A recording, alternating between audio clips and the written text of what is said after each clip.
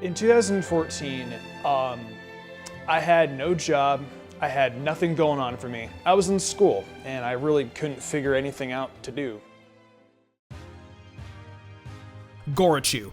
Pikachu's supposed final evolution that was leaked a while back. Gorochu was supposed to be Pikachu's final evolution back in Generation 1 and was meant to be based off of the Japanese thunder god burying fangs and horns. We have no idea as to why Gorochu was scrapped, but we know that it could have been a Pokemon in the earlier times. What if it were a Pokemon today though? What would its stats be like and how would it be in the competitive meta? Today, I want to go above and beyond and make my own stats, abilities, and moves for Gorochu. I also want to throw in what could happen to the Pokemon franchise as a whole and to the Pokemon anime. Note that these changes are 100% my own changes and in no way, shape, or form is Gorochu confirmed to be in the new Pokemon games or are the new Pokemon games confirmed. So now since you guys know what to expect, let's get into what is Gorochu.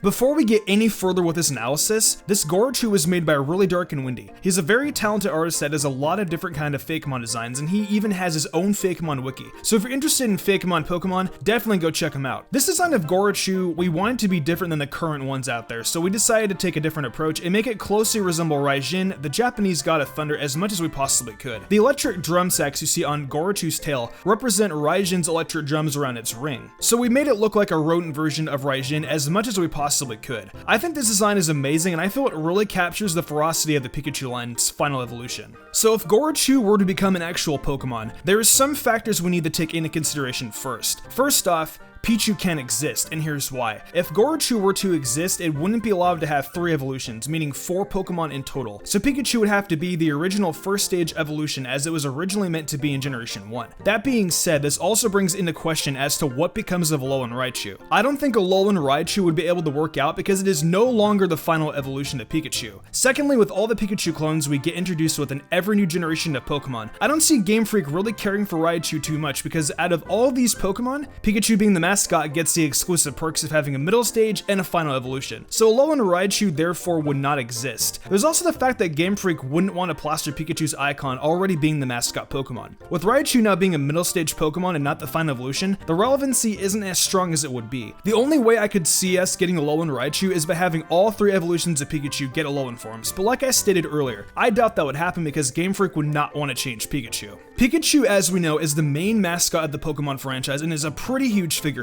If Gorochu were to exist, Pikachu's publicity would still be very high, and even after having an evolution added, it would actually make it more famous because of the cute appeal it has in its first evolution stage. For fans that love the monstrous side of Pokemon, Gorochu would be perfect, and knowing that it would evolve into something so deadly, I feel would actually increase Pikachu's popularity in terms of using it in-game. So I don't think Gorochu would have an effect on the franchise as a whole, but we now have to reshape the events of the anime in some way. If Gorochu exists, what becomes of Lieutenant Surge? Does he have a Raichu or a Gorochu? Well, considering the fact that the anime was trying to promote Pikachu's final evolution in that episode, Surge may as well have a Gorochu. Surge and Gorochu make one scary duo of a Pokemon and trainer. Think about it. Surge is super huge and is practically gigantic compared to Ash. Gorochu being scary matches Surge's personality even more, especially with those horns and teeth. The episode would play out the same and Pikachu would still refuse to evolve regardless if Gorochu is a final stage evolution Pokemon. So in the end, nothing would really change much from a franchise perspective or an anime perspective aside from the fight with Lieutenant Surge. More or less, they would still indisputably be the same. We now know what would more than likely happen if Gorochu were to exist from an anime and franchise perspective, but that's not even the fun part. Now we get to see what Gorochu's competitive analysis looks like, and I think I did a fairly decent job of summing up its stats the best I could. With the information we received about Gorochu, it was supposed to be based off of the Japanese god of thunder, Raijin. With such an important and prominent figure being based around Gorochu, I decided to give it the honor of being a pseudo-legendary Pokemon, meaning that all of its stats add up to 600. Gorochu would have a base stat of 76 HP, 120 attack, 80 defense, 106 special attack, 90 special defense, and 128 speed. I wanted to make it more of a mixed attacker because the Pikachu line has a fair mixture of physical and special attacks, but I gave it a bit more physical attack than special attack just because it has fangs and horns. Speaking of those fierce and frightening looking fangs and horns, Gorochu has some moves and abilities that go with these prominent features. Starting off with attacks, Gorochu now has access to Thunder Fang, Volt Tackle without having the use of a Light Ball on Pichu, and a brand new exclusive signature move just for it known as Thunderhorn. This attack works the same way as Skull Bash would, charging up for one turn and then unleashing its power. Of course, if you were to use this in competitive, I would recommend using a Power Herb with it.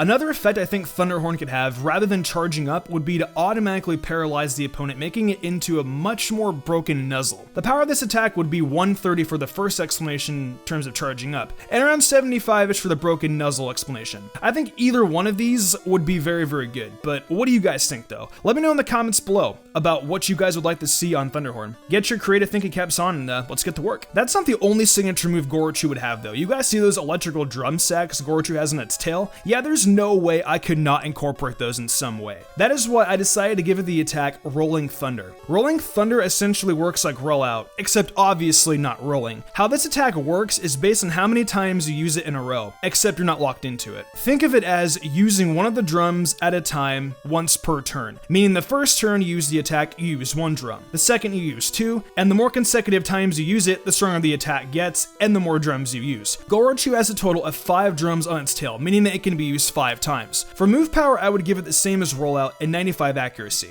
I think this attack goes really well with Gorochu's tail features, and it really points out the Raijin inspiration behind it. Lastly, we have abilities. I would keep static on it for its main ability, but for its hidden ability, I decided to take an entirely new approach, meaning that it is an ability exclusive for Gorochu. That ability being called Electric Aura. Here's how it works. Think of Lightning Rod and how it absorbs electric attacks. Electric Aura does the same thing, except it makes electric type attacks stronger every time it is hit by an electric attack. It doesn't matter if the attack is physical or special. The electric attacks get powered up 1.5 times every time it's hit by some sort of electrical attack, whether it be Thunder Wave, Charge Beam, or any kind of attacks. The more electric type attacks that Gorochu is hit with when it has Electric Aura, the more powerful its electric attacks are going to be. It's based off of Raijin. It may as well have an ability that embodies thunder.